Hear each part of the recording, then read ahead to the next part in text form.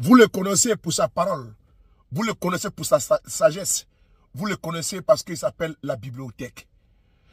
Choguel Kokala Maïga, le sage, l'averti, l'alerte, le prolixe, a décidé de prendre la parole. Et on va l'écouter attentivement. Parce que ce monsieur est tellement profond et qu'aujourd'hui, nous avons besoin de sa connaissance. Parce que un peuple sans histoire est un monde sans âme. On écoute ensemble. Mesdames et messieurs, actualité oblige, je m'en voudrais si je ne vous entretiens pas sur les campagnes d'agression, de désinformation et d'intoxication contre notre pays, les pays de l'AES, depuis que nous avons décidé de prendre notre destin en main. Le 16 juillet dernier, j'ai passé à l'ouverture des États généraux du Notre Mali. J'ai tenu un discours pour expliquer au monde entier que l'AES, ce n'est pas une vue de l'esprit. Les présidents ne se sont pas levés quand ça prend leurs avions, aller à Niamey, s'asseoir et signer un accord. C'est avant que ça se faisait comme ça. C'est le résultat d'une maturation. Est-ce que vous savez que cette vidéo-là, je l'ai regardée en 2 jours, il y a eu 270 000 vues dans le monde. Ça veut dire qu'il y a un besoin d'explication et de compréhension.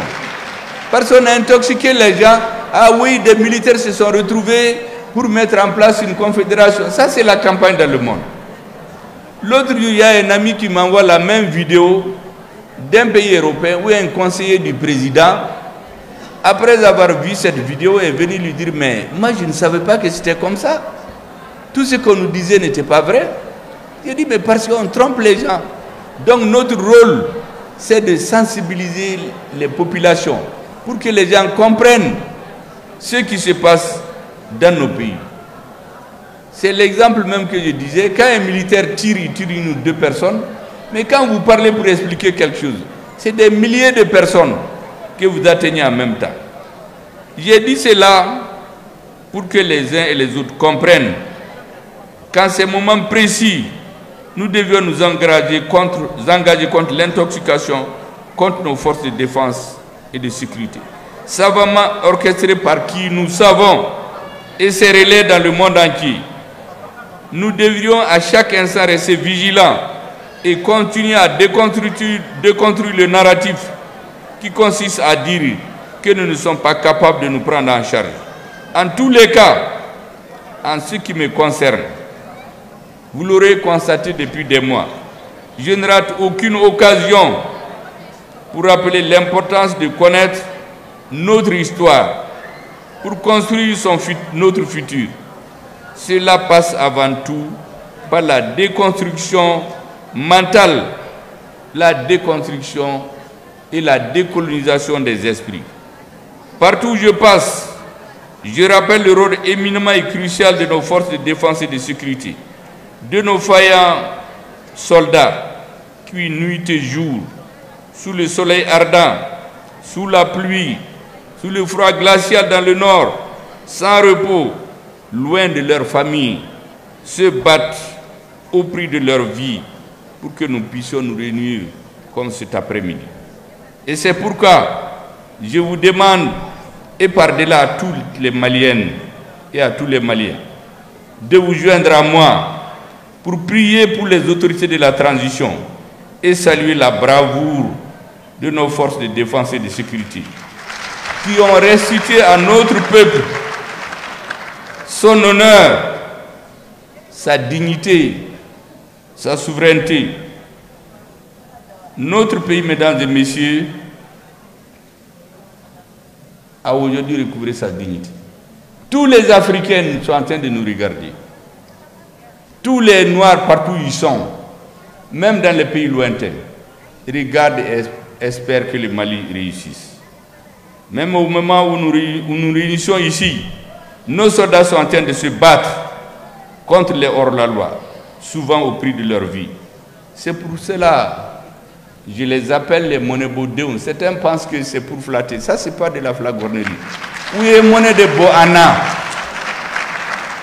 Oui, monnaie de Boana. Mesdames et messieurs, nos prières à tous ceux qui sont tombés sur le champ d'honneur. Comme je l'ai dit souvent, nous ne les oublierons jamais.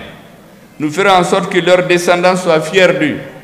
Dans quelques années, dans 10 ans, dans 20 ans, dans 1000 ans, plus, que des enfants viennent dire un jour, sur des lieux dédiés, je suis fier de mon arrière-grand-père.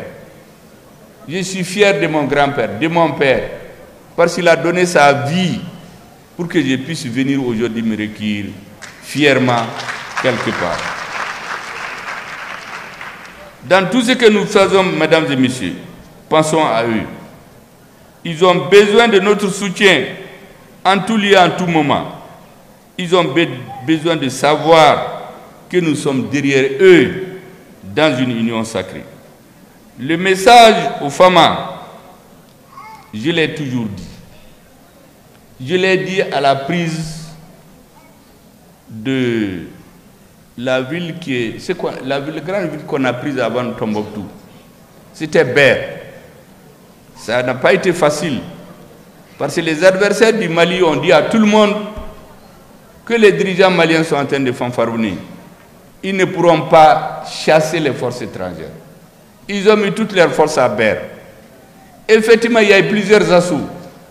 Mais nos soldats ont entendu un message. Nous leur avons dit, nous n'allons jamais perdre la guerre contre le terrorisme. Nous pouvons perdre des batailles. Et c'est ce qui se passe souvent. Les militaires vont perdre des batailles, mais ils vont gagner la guerre.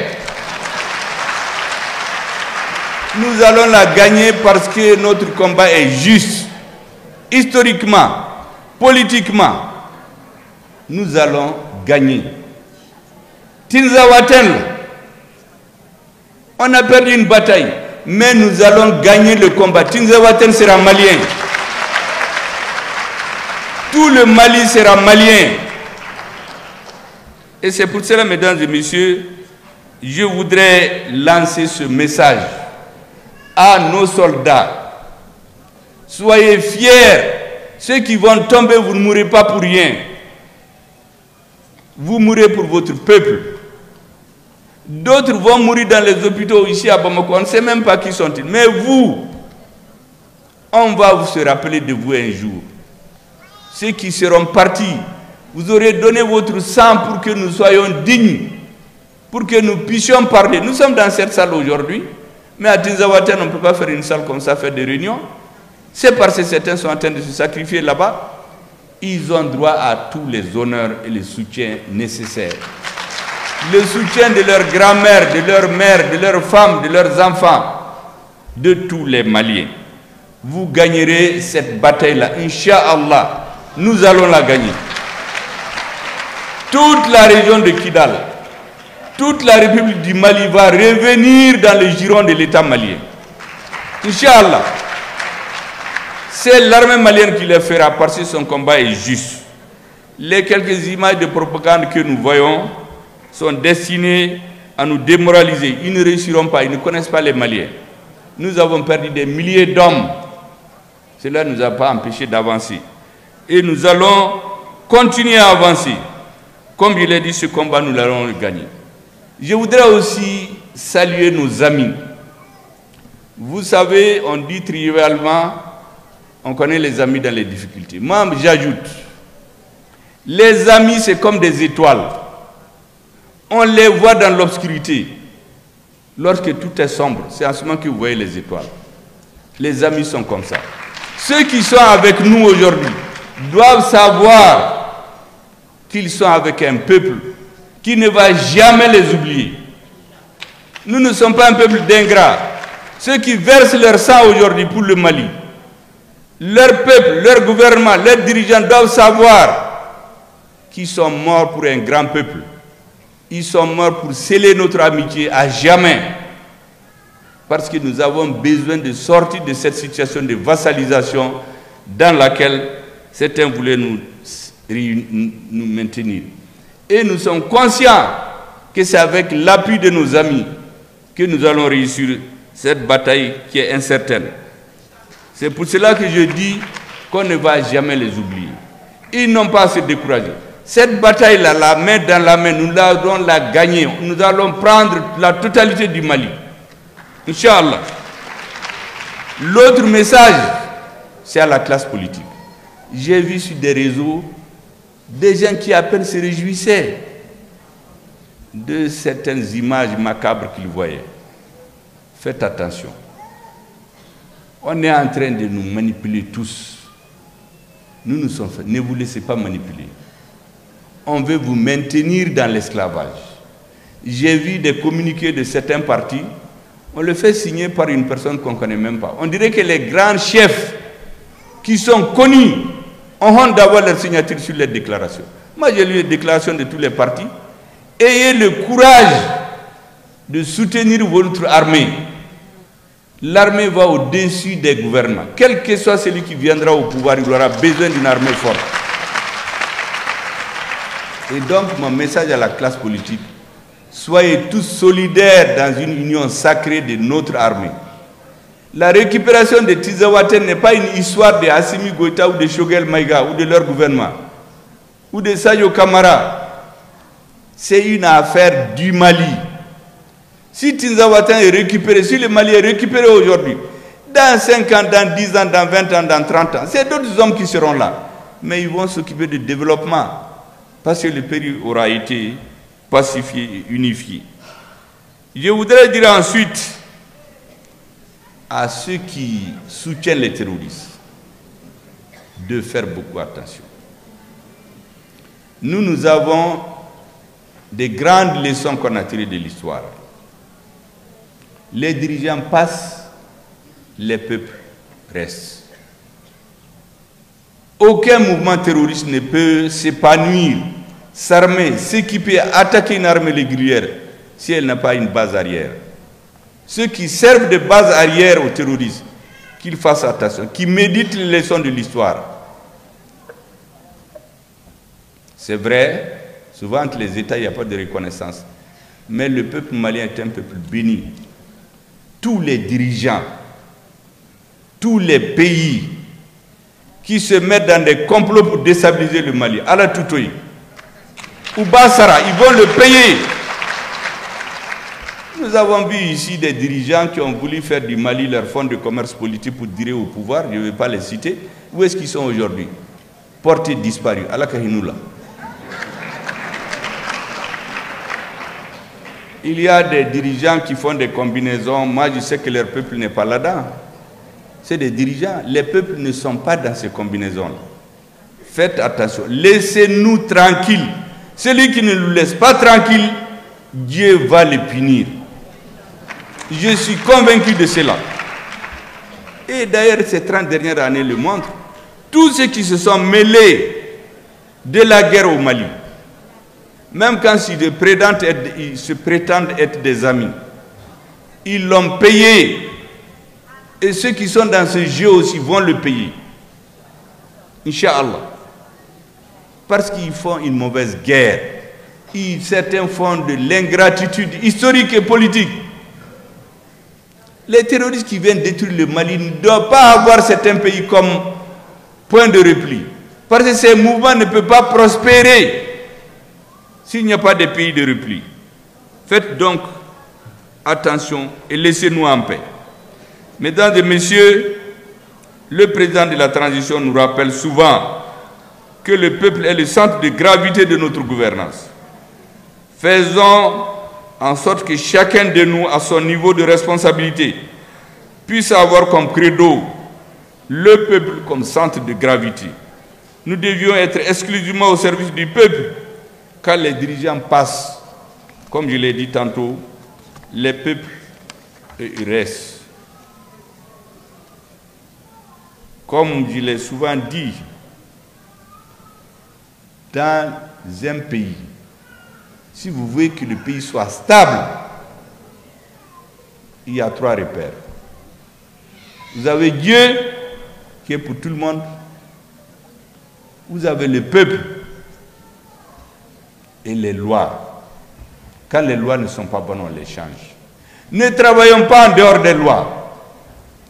Tous les régimes où les gens se sont mis à travailler en dehors des lois, ils ont une courte durée de vie. Et nous avons décidé dans la transition de faire tout conformément à la loi. C'est pourquoi je suis sûr que le gouvernement de la rectification, les autorités de la transition vont réussir leur mission. C'est une mission sacrée, une mission historique. Et vont la réussir parce que répondre à l'appel du peuple. Tout ce que nous faisons doit se faire à travers les lois.